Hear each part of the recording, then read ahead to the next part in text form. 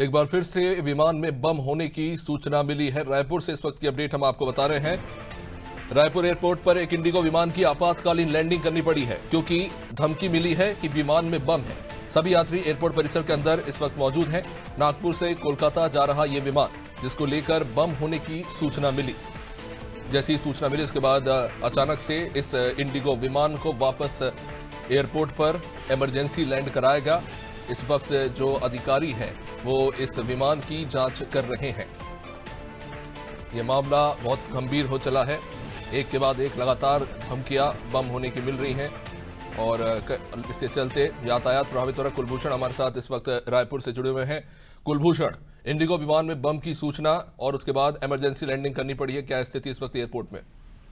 जी बिल्कुल, ये लगातार इस तरह की जो धमकियां हैं वो बढ़ते जा रही है। और अब की बार मैं अगर बताऊं तो Nagpur to Kolkata IndiGo flight थी जिसमें ये धमकी मिली थी। इमरजेंसी लैंडिंग जो है वो राजधानी रायपुर में यहाँ पर कराई गई है। करीब 187 यात्री जो थे इसमें सवार थे, सभी यात्रियों को यहाँ से उतारा गया। उतार के जो है पूरी फ्लाइट की दोबारा से चेकिंग की गई।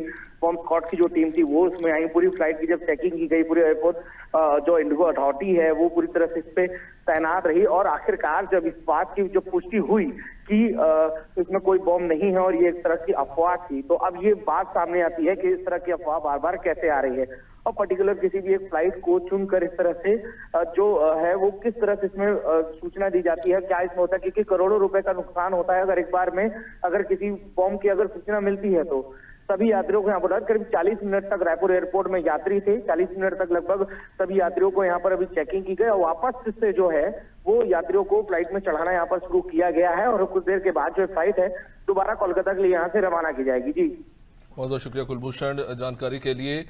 तो विमान जो है उसको इमरजेंसी लैंड करना पड़ा है, तो जाहिर तौर पर जो यात्री है वो देरी से अपने तय स्थान पर पहुंचेंगे।